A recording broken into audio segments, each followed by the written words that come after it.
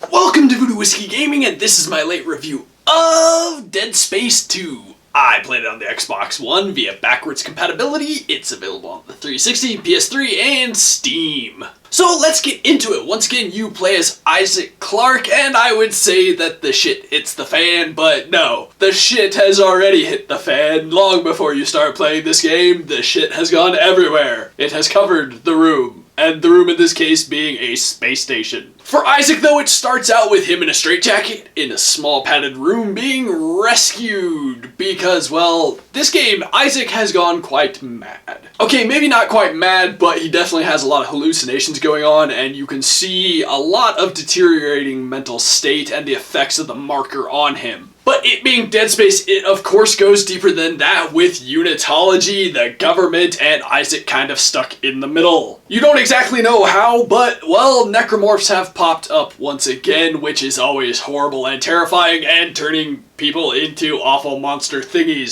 specifically their dead bodies. Upon being rescued, that guy gets murdered right away, and you are being helped out by a gal named Dana. She's trying to get you, basically out of the mental institution, and, she's trying to help you. I'm not going to go any deeper than that because, spoilers, but I will say that I enjoy the story of Dead Space 2. I think it's a good continuation from where Dead Space left off. Now let's get into the audio, which I think is really, really good. I think the voice acting is very well done. All the different characters you meet do a very good job. But far beyond that, I would say the sound effects are the most important thing in this game because, it's a horror game, or it's mostly supposed to be a horror game. We'll get into that in a minute, but the sound effects are really good, and they do a really good job of being startling when they need to, being subtle when they need to, and just generally screwing with you. Then you've got the soundtrack, and I think it's a very good soundtrack because it really ramps up when it needs to. It instills an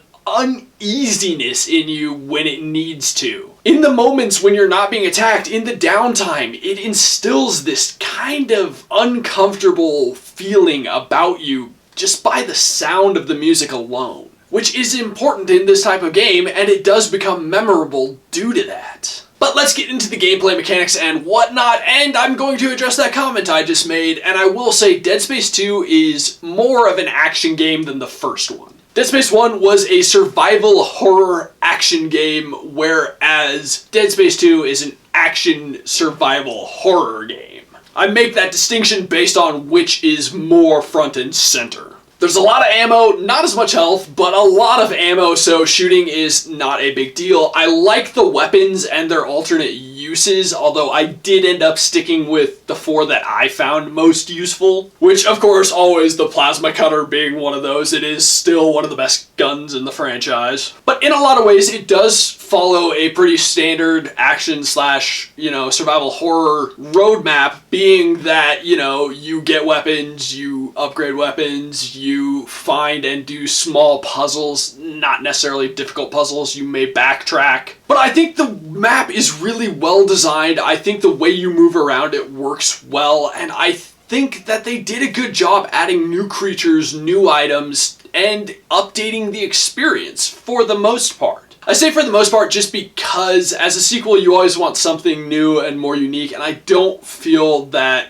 Dead Space 2 necessarily delivered on that. But at the same time, what they had worked so well in the first game that bringing it over to the second isn't a bad thing. Let's get into the controls, which the controls are really good. I forgot how well this game actually functioned. It functions very well as an action-oriented game. The aiming works well, the movement works well, the response to the buttons works very well. I don't really have anything to say on the controls besides the fact that they work very well and they don't drag the game down, which is exactly what you're hoping for. They're also very intuitive, so it's just all good there. Now let's get into the visuals, which this is where one of my big complaints, and I felt like a moment where it kind of killed the horror. And that is literally within the first, I don't even think it's 5 minutes, it's like 2 minutes maybe. The guy rescuing you gets killed and turned into a necromorph right in front of you, like 6 inches from Isaac's face. And while it is a panicky moment, having a necromorph convert right there is just so in your face that it kind of strips away a bit of the horror. It's a little too much of a good